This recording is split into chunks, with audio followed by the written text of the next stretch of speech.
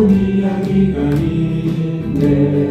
글쎄 그의 사랑 이야기, 영광스런 천국 떠난 사랑, 나와 같은 죄인 구하려.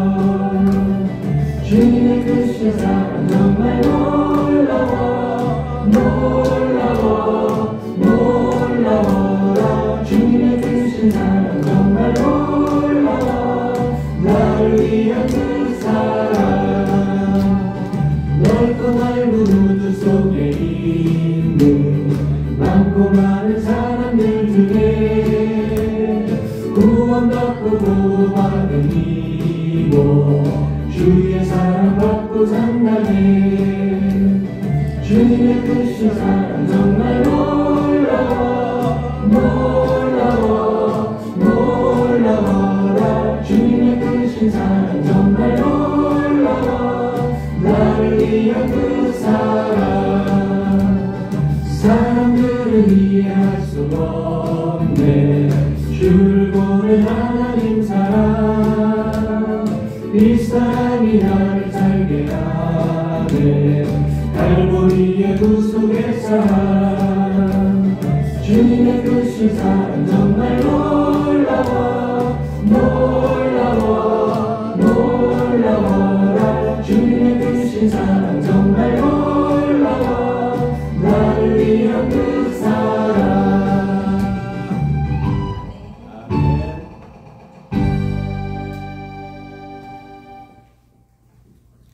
오늘 강의는 이제 율법에 대해서 배우겠습니다.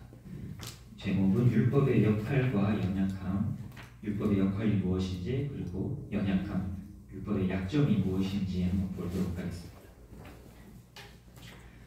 네, 여기 보시면은 첫 번째 문단과 두 번째 문단에 칼빈이랑 웨스트민스터 신앙고백서 나오죠. 첫 번째 글자에.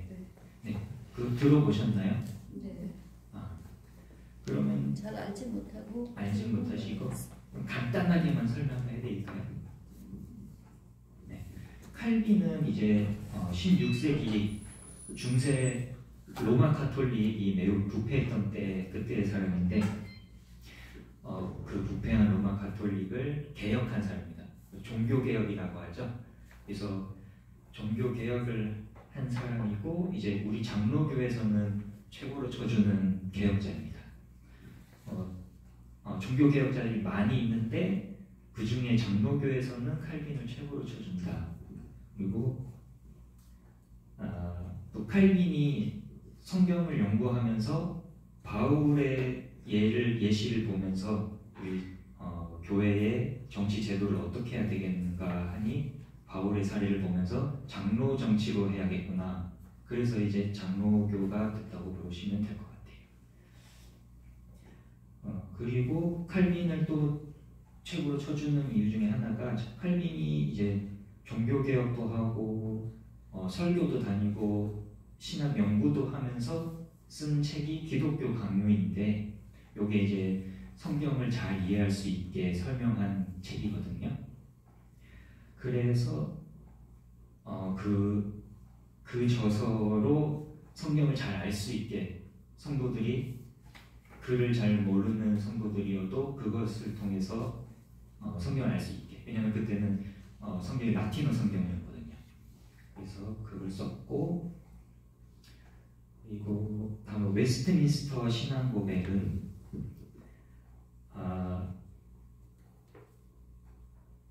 웨스트민스터 신앙고백은 이제 칼빈 이후 100년쯤 뒤에 나온 건데요. 한 5년 동안 최고의 신학 박사들이 모여가지고 성경을 연구했습니다. 연구하고 정리를 한 책이에요. 그게 신앙고백서고, 그리고 웨스트민스터 대요리문답, 소요리문답 들어보셨죠? 네. 대요리문답은 좀 더 신앙이 깊이 있는 사람들을 위한 거, 소요리문답은 초신자들을 위한 책. 그렇게 신앙고백서, 요리문답 두 권 이렇게 세 가지 있는데 칼빈의 기독교 강요는 아무래도 칼빈이 너무 바쁜 와중에 쓴 거다 보니까 완성도가 조금 떨어진다고 보실 수 있는데, 이제 웨스트민스터 신앙고백은 그것보다 좀 더 간결하고 정확하게 정리가 된 책입니다. 그리고 웨스트민스터 신앙고백서보다도 이제 더 정리가 잘 되고 핵심이 잘 드러나는 것이 이제 저희가 1교시 때 배우셨던 조직신앙, 그렇게 되겠습니다.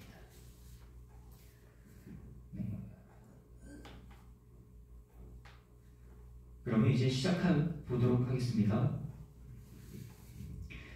칼빈은 율법에 대하여 다음과 같이 말했다.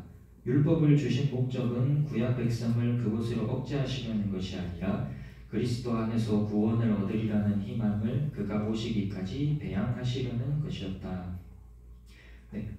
아까 말씀드렸듯이 조금 문장이 좀 길고 바로 이해는 되기 힘드실 것 같아요.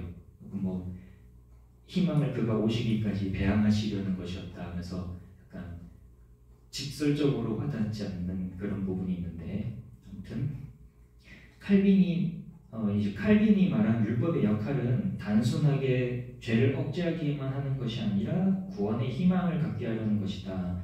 왜냐하면 율법의 궁극적인 의도는 장차 오실 그리스도를 바라보게 하고 그분을 통해서 구원받게 하려는 것이기 때문이죠. 죄인이 율법 앞에 서면 율법은 우리를 변명할 수 없게 만들어 절망 상태에 빠뜨린다. 반면에 율법은 죄인에겐 절망감을 줍니다.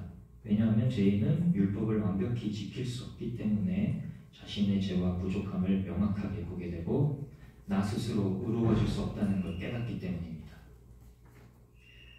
웨스트민스터 신앙고백은 율법은 영원한 생명을 받을 수 없다는 것을 깨닫게 하고 율법을 완전히 지킬 수 없다는 깨달음을 가지게 한다라고 했다. 웨스트민스터도 마찬가지로 율법만으로는 구원에 이를 수 없고 율법을 온전히 지키지 못하는 인간의 한계를 알게 한다고 하였습니다. 율법의 역할. 율법의 역할은 죄의 용서와 긍휼적인 면에서는 부정적이다. 율법의 부정적인 부분은 용서와 긍휼이 없다는 것입니다. 왜냐하면 율법은 말 그대로 법이고 정의이기 때문에 그렇습니다. 율법은 그 속성으로 인하여 죄인을 거스르고 대적하기 때문이다. 율법은 죄를 기억나게 하고 깨닫게 하며 드러내어 정죄하고 불순종하는 가운데 가두어둔다. 인간은 한 명도 완전한 사람이 없어서 율법이라는 잣대를 가져다 대면 죄가 다 드러나게 되는 것입니다. 그리고 심판 아래에 있게 하여 진노를 이루게 하는 것이어서 죄인의 구원을 위해서는 무익하기 때문이다.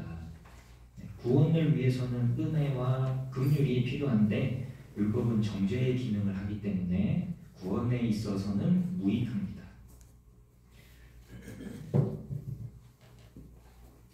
로마서 8장 3절. 율법이 육신으로 말미암아 연약하여 할 수 없는 그것을 하나님은 하시나니 곧 죄를 인하여 자기 아들을 죄 있는 육신의 모양으로 보내어 육신의 죄를 정하사. 육신으로는 율법을 못 지키는데 하나님은 가능하시죠. 그래서 예수님이 직접 성령으로 잉태되어서 육신으로 오셔서 모든 죄를 다 감당하셨습니다. 로마서 11장. 하나님이 모든 사람을 순종치 아니하는 가운데 가두어 두심은 모든 사람에게 긍휼을 베푸려 하심이로다. 율법에 의해서 모든 사람이 이제 죄 가운데 가두어졌습니다. 그러면 하나님께서 율법을 주신 목적이 요것이냐, 죄 가운데 가두셔서 다 죽이려 하신 것이냐? 그렇지 않고 긍휼을 베풀려고 하신 것입니다. 왜냐하면 내가 죄 속에 있을 때 긍휼을 베푸셔야지 내가 은혜를 받았다는 걸 알 수 있습니다.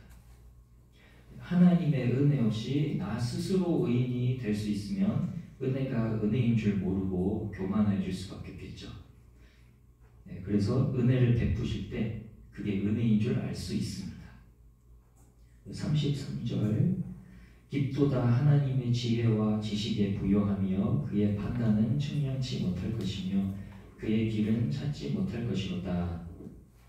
사람들은 왜 율법을 줘서 죄인 만드냐고 오해를 하는데 이게 하나님의 지혜로는 완전한 구원을 이루기 위해서 주신 것입니다.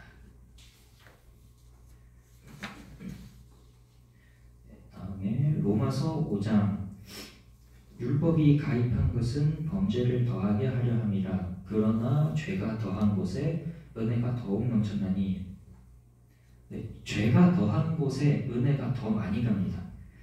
작은 죄 짓고 용서받은 사람보다 큰 죄 짓고 용서받은 사람이 은혜를 더 잘 알 수 있겠죠. 율법으로 내가 완전한 죄인인 걸 깨달으면 예수님이 대속해 주신 것이 얼마나 큰 은혜인지 알 수 있는 것입니다. 네, 은혜를 받고도 은혜인지 모르는 게 좋지 않습니다. 이게 믿음이 없다고도 알 수 있을 것 같아요. 로마서 3장 그러므로 율법의 행위로 그의 앞에 의롭다 하심을 얻을 육체가 없나니 율법으로는 죄를 깨달음이니라.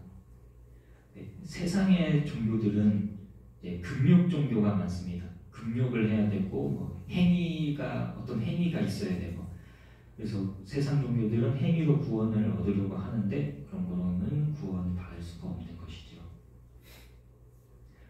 로마서 7장 그런즉 우리가 무슨 말하리요? 율법이 죄냐? 그럴 수 없느니라. 율법으로 말미암지 않고는 내가 죄를 알지 못하였나니 곧 율법이 탐내지 말라 하지 아니하였다면 내가 탐심을 알지 못하였으리라.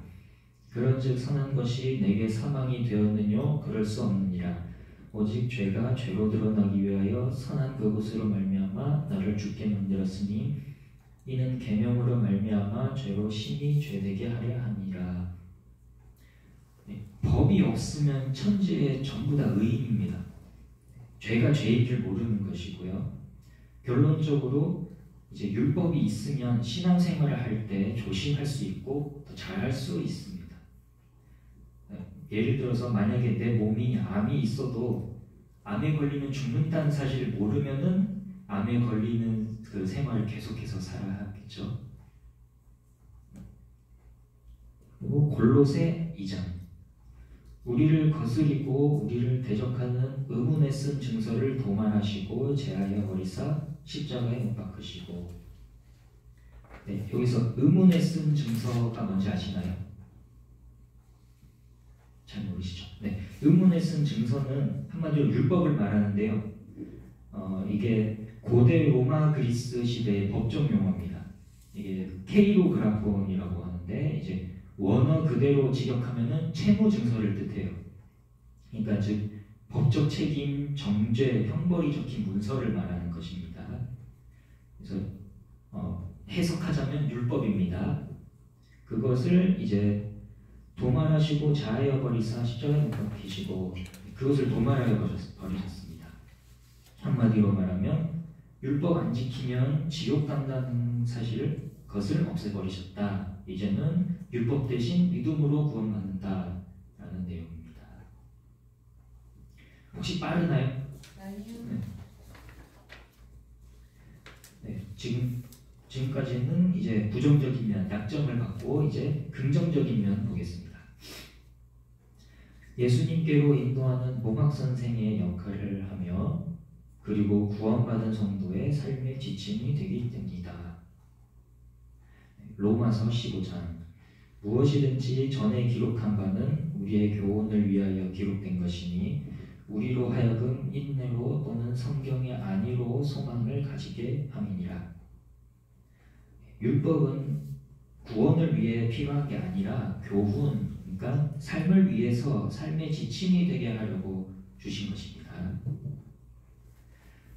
갈라디아 3장 이같이 율법이 우리를 그리스도에게로 인도하는 몽학 선생이 되어 우리로 하여금 믿음으로 말미암아 의롭다함을 얻게 하려 함이니라. 믿음이 온 후로는 우리가 몽학 선생 아래 있지 아니하도다. 율법이 몽학 선생의 역할을 하기 때문에 행위가 아니라 믿음으로 구원받는다는 것을 알게 하는 역할입니다. 그리고 디모데후서 또 네가 어려서부터 성경을 알았나니 성경은 능히 너로 하여금 그리스도 예수 안에 있는 믿음으로 말미암아 구원에 이르는 지혜가 있게 하느니라. 모든 성경은 하나님의 감동으로 된 것으로 교훈과 책망과 바르게 함과 의로 교육하기에 유익하니 이는 하나님의 사람으로 온전케 하며 모든 선한 일을 행하기에 온전케 하려 함이라. 네, 요거 성경 구절 보시면 계속 성경 나오죠. 여기서 말하는 성경은 어떤 성경일까요? 구약 성경. 네, 맞습니다. 구약 성경입니다. 구약 성경 그러니까 모세오경 그리고 선지서 이렇게 있죠. 역사서도 있고. 그러니까 한마디로 율법으로도 구원받는다는 것을 알게 한다는 내용입니다. 교훈을 주고 하나님의 사람으로 온전케 하는 역할을 한다. 이렇게 이해하시면 되겠습니다. 네, 다음 믿음과 율법의 관계에 대해서도 믿음은 율법을 굳게 세운다고 하여 율법과 믿음이 서로 대적하는 것이 아니라 상호 보완적인 것을 말하고 있다. 예수님께서는 율법을 이용하여 복음을 설명하시면서 전도하셨고 사도 바울도 그랬다. 누가복음 24장 율법이 믿음을 대적하는 것이 아니고 상호 보완한다라는 말입니다. 누가복음 24장 저희가 서로 말하되 길에서 우리에게 말씀하시고 우리에게 성경을 풀어주실 때 우리 속에서 마음이 뜨겁지 아니하더냐 하고. 네, 여기 제가 성경 구절을 빠뜨렸는데 이게 엠마오로 가는 두 제자 이야기 아시나요? 네. 거기 보시면은 누가복음 24장 32절 전에 25절부터 한번 읽어드릴까요? 아니 한번 찾아보실까요? 누가복음 24장 25절.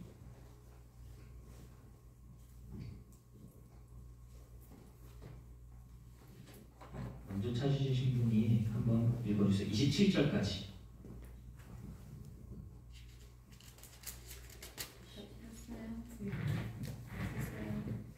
가라사대 미련하고 선지자들의 말한 모든 것을 마음에 더디 믿는 자들이여 그리스도가 이런 고난을 받고 자기의 영광에 들어가야 할 것이 아니냐 하시고 이에 모세와 및 모든 선지자의 글로 시작하여 모든 성경에 쓴 바 자기에 관한 것을 자세히 설명하시니라. 네. 이제 엠마오의 두 제자들이 가는 길에 이제 예수님이 이스라엘의 구원자가 될 줄 알았는데 돌아가셨고, 근데 사흘 뒤에 보니까 부활하시고 없다. 그래서 여기에 대해서 되게 고민하던 두 제자들이 있었는데 그때 예수님이 나타나셔서 하신 말씀이 방금 읽으셨던 25, 26, 27절입니다. 네, 여기서 예수님께서 정확하게 말씀하시기를 모세와 및 모든 선지자의 글로 성경에 쓴 바 자기에 관한 것을 자세히 설명하십니다. 그러니까 율법으로 예수님 자신께서 부활하신 이유를 설명하신 것입니다. 그러니까 율법과 복음은 상호 보완적인 관계다라는 것이죠.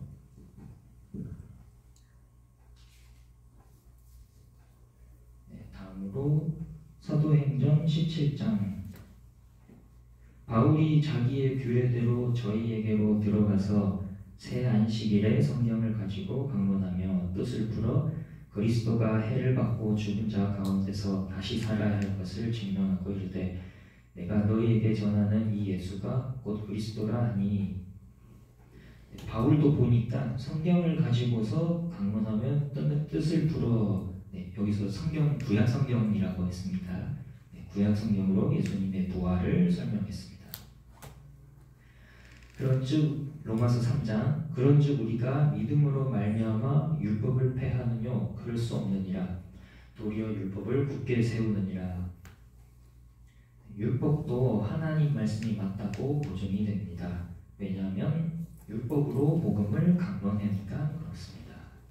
그러니까 율법은 나쁜 것이 아니고 믿음을 상호 보완하는 역할이 있다라고 생각하시면 됩니다. 성경은 율법의 궁극적인 목적은 죄인에게 은혜와 긍휼을 베푸시기 위한 것이라고 하였다. 그러므로 전체적인 관점으로 보면 율법도 은혜 언약의 다른 형태로서 죄인 구원을 위하여 역할을 하고 있다는 것을 말한다. 네, 좀 전에 살펴보셨듯이 율법도 역할을 하고 있습니다. 형태만 다를 뿐이지 은혜 언약입니다. 율법도. 칼빈은 율법은 그리스도를 갈망하게 한다 하였다. 율법을 완전히 지킬 수 없는 절망에서 구출되는 길은 오직 그리스도께서 나타나시는 것밖에 없기 때문이다. 칼빈도 율법의 역할이 그리스도께 인도하는 것이다 라고 말한 것입니다. 네, 그리고 이제 율법의 연약함 보겠습니다.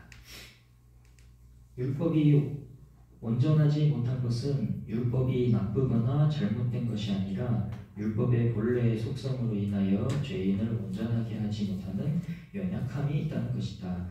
성경은 율법에 대하여 신령하고 거룩하고 의롭고 선하다고 하였다. 문제는 율법이 아니라 연약하여 율법을 지키지 못하는 사람에게 있다. 율법은 정죄만 하니까 나쁘거나 잘못됐다는 것이 아니라 율법이 원래 그런 역할인 것입니다. 그래서 우리 구원에 대해서는 연약한 부분이 있는 것입니다. 로마서 7장 1호 보건대 율법도 거룩하며 계명도 거룩하며 의로우며 선하도다. 그러니까 율법 욕하지 마라 라는 말입니다. 갈라디아 3장 또 하나님 앞에서 아무나 율법으로 말미암아 의롭게 되지 못할 것이 분명하니 이는 의인이 믿음으로 살리라 하였음이니라. 네, 요 구절은 제가 일화를 하나 말씀드리려고 넣었는데 루터 들어보셨나요? 마틴 루터? 네, 그 칼빈보다 조금 앞섰던 종교개혁자인데 이 루터는 중세 로마 가톨릭 사제였습니다. 네, 루터는 구원을 받고 싶어서 그때 중세 로마 가톨릭이 가르친 대로 율법적인 삶을 살고 금욕적인 삶을 살고 고행을 해왔습니다. 속에 음란한 마음이 들면 허벅지를 때리고 그런 식의 고행을 해왔었는데 아무리 뭘 해도 여전히 자기가 죄인의 위치에 있고 구원을 받을 수 있다는 확신이 안 생겼던 거예요. 네, 성경을 읽다 보니까 이 구절을 읽게 됐는데 이제 믿음으로 구원받는다라는 것을 깨달았습니다. 그러니까 율법으로는 구원받을 수 없고 율법이 믿음으로 인도한다. 이런 일화가 있습니다. 율법의 연약함에 대해서 몇 가지로 구분하여 생각할 수 있다. 첫째, 율법으로는 구원이 불가능하다. 왜냐하면 율법은 그 속성 또는 존재 목적이 죄를 드러내는 것이기에 죄를 해결하여 하나님과의 온전한 관계를 형성하게 할 수 없는 연약함이 있기 때문이다. 성경은 율법은 죄인의 구원에 관하여서 무익하며 초등학문과 같다고 했다. 죄인을 온전하게 못하고 죄를 벗게 하지 못하고 살게 하지 못하고 그리고 의롭게 하지 못하기 때문이다. 이러한 율법의 속성 때문에 성경은 율법을 행하여 구원을 받으려는 자는 그리스도에게서 끊어지고 은혜에서 떨어진 자이며 영혼이 저주 아래 있다고 하였다. 네, 앞에서 계속 살펴봤듯이 율법만 백날 천날 지켜봐야지 다 지킬 수도 없고 죄만 계속 드러날 뿐이죠. 예수님이 은혜 언약인 믿음을 주셨는데 그것을 거절하고 여전히 율법만 지키고 있으면 구원받을 길이 없는 것입니다. 히브리서 7장 전의 계명이 연약하며 무익함으로 패하고 율법은 아무것도 온전케 못할지라 이에 더 좋은 소망이 생기니 이것으로 우리가 하나님께 가까이 가느라. 율법은 이제 연약하고 무익하니까 패하고 예수님께서 더 좋은 것을 주셨는데 오직 믿음인 것이죠. 갈라디아 2장 사람이 의롭게 되는 것은 율법의 행위에서 난 것이 아니요 오직 예수 그리스도를 믿음으로 말미암는 줄 아는 거로 우리도 그리스도 예수를 믿나니 이는 우리가 율법의 행위에서 아니고 그리스도를 믿음으로써 의롭다함을 얻으려 함이라. 율법의 행위로서는 의롭다함을 얻을 유체가 없느니라. 네, 믿음은 이제 신뢰하고 받아들이는 것을 믿음이라고 할 수 있겠는데 만약에 제가 아무 이유 없이 금덩이를 준다고 생각을 해볼게요. 그래서 정말요 하고 받으시면은 돈 많이 버시는 거죠. 근데 제가 금덩이 드리겠다고 했는데 진짜 주는 거 맞아요? 아니야, 무슨 속임수가 있을 거야 하면서 받지 않으시면 손해보는 거죠. 마찬가지로 이제 하나님이 믿음을 주셔서 받아들이면 구원받는 겁니다. 근데 이리저리 생각하고 의심해서 받아들이지 않으면 구원을 못 받는 것이죠. 이런 의심이 드는 이유가 천국을 가려고 하면은 율법을 지키듯이 뭔가 어렵고 힘들게 해서 성취를 해야 될 것 같다라고 생각이 드는데, 그냥 믿기만 하면 천국 간다고 하니까 너무 쉬워서 이제 의심이 되는 것입니다. 그래서 믿음이 정말 쉬우면서도 어려운 것이라고 할 수 있을 것 같습니다. 갈라디아 3장, 무릇 율법 행위에 속한 자들은 저주 아래 있나니 기록된 바 누구든지 율법 책에 기록된 대로 온갖 일을 항상 행하지 아니한 자는 저주 아래 있는 자라 했습니다. 네, 항상 행하지 않으면 저주 아래 있습니다. 지금은 지켰어도 다음에 못 지키는 게 사람이기 때문입니다. 갈라디아 4장, 이제는 너희가 하나님을 알 뿐더러 하나님의 아신 바 되었거늘 어찌하여 다시 약하고 찬한 초등 학문으로 돌아가서 다시 저희에게 종노릇하려 하느냐. 네, 믿음으로 구원받는다는 사실을 이제 예수님께서 알려주셨죠. 근데 또다시 계속해서 의심이 들어서 우리가 그래도 할례는 받아야 되지 않겠냐, 그래도 토요일에 안식일을 지켜야 되는 거 아니겠느냐, 이렇게 하는 것이죠. 네, 갈라디아 5장, 율법 안에서 의롭다함을 얻으려 하는 너희는 그리스도에게서 끊어지고 은혜에서 떨어진 자로다. 네, 아까 전에 말씀드렸듯이 행위로 구원받으려고 하면 영원히 구원이 없습니다. 히브리서 9장, 이 장막은 현재까지의 비유니 이에 의지하여 드리는 예물과 제사가 섬기는 죄로 그 양심상으로 온전케 할 수 없나니, 한마디로 제사는 우리를 구원하지 못하는 것입니다. 율법적인 제사. 네. 둘째 한 집사님께서 읽어주시죠. 둘째, 제사와 제물과 제사장 등은 그림자였다. 하나님께서 율법으로 명하신 제사와 제물 등에 관하여서도 죄인의 구원을 위하여서는 불완전한 것을 여러 가지로 말하였다. 율법에 속한 제사가 불완전하며 제사장은 자신도 죄인이며 언젠가는 죽을 수밖에 없는 영원하지 못한 존재이다. 그리고 제물의 피는 죄를 속하지 못하는 것이어서 하나님은 그러한 불완전한 것들을 원하지 않으시고 기뻐하시지도 않으신 것이었다. 네, 제사, 제물, 제사장, 율법에 속한 것들, 요것들은 그림자입니다. 히브리서 7장, 저희 제사장 된 자의 수요가 많은 것은 죽음을 인하여 항상 잊지 못하노되 저가 저 대제사장들이 먼저 자기 죄를 위하고 다음에 백성의 죄를 위하여 날마다 제사 드리는 것과 같이 할 필요가 없으니 이는 저가 단번에 자기를 드려 이루셨습니다. 네, 요 구절에서 나온 제사는 7월 10일 대속죄일을 말한 것인데요. 대속죄일은 가난해서 제사를 못 드렸던 백성들까지 그들의 죄를까지 다 속죄제 드린 것입니다. 대제사장이 대표로. 그래서 이스라엘의 제사 중에서 제일 크고 중요한 제사입니다. 근데 이제 첫 번째 줄을 보니까 제사장의 수요가 많은 이유가 죽음 때문에 항상 잊지 못함이로다, 이렇게 했습니다.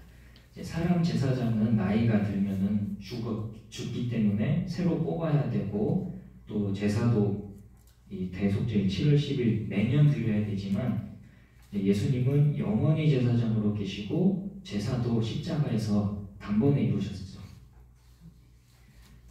다음 히브리서 10장, 이는 황소와 염소의 피가 능히 죄를 없이 하지 못함이라 위에 말씀하시기를 제사와 예물과 전체로 번제함과 속죄제는 원치도 아니하고 기뻐하지도 아니하신다 하셨고 이는 다 율법을 따라 드리는 것이라. 네, 이제는 믿음으로 율법이 아니라 믿음으로 구원시켜 주신다는데 계속 제사를 드리고 있으면 예수님도 답답할 노릇인 것입니다. 네, 그리고 마지막 셋째 권사님이 읽어주세요. 셋째, 율법은 만들어질 때부터 그 시효와 유효성이 제한적이었다. 율법은 예수님께서 오시면 마침이 되는 것이었다. 성경은 율법의 시한에 대하여 다음과 같이 말하고 있다. 요한의 때까지, 믿음이 오기까지, 온전한 것이 올 때까지, 개혁의 때까지, 그리고 약속하신 자손이 오시기까지라고 하였다. 그러므로 사도 바울은 예수님이 오시면 제사의 직분에 변화가 오게 되고, 그러면 부득불 율법도 변혁될 수밖에 없게 된다고 하셨다. 네. 율법은 만들어질 때부터 그 시효와 유효성이 제한적이었다고 했습니다. 예수님이 오시면 마침이 되는 것이죠. 누가복음 16장, 율법과 선지자는 요한의 때까지요, 그 후부터는 하나님 나라의 복음이 전파되어 사람마다 그리로 침입하느니라. 예수님이 세례 요한한테 세례를 받고서 공생애를 시작하셨죠. 그때부터 이제 믿음의 시대로 바뀐 것입니다. 로마서 10장, 그리스도는 모든 믿는 자에게 의를 이루기 위하여 율법의 마침이 되시니라. 네, 예수님은 율법의 끝이시고 복음의 시작이십니다. 갈라디아 3장, 그런즉 율법은 무엇이냐? 범법함을 인하여 더한 것이라. 천사들로 말미암아 중보의 손을 빌어 베푸신 것인데 약속하신 자손이 오시기까지 있을 것이라. 믿음이 오기 전에 우리가 율법 아래 매인바 되고 계시될 믿음의 때까지 갇혔느니라. 네, 믿음의 때까지만 주신 게 율법입니다. 히브리서 7장, 제사 직분이 변혁한즉 율법도 반드시 변혁하리니.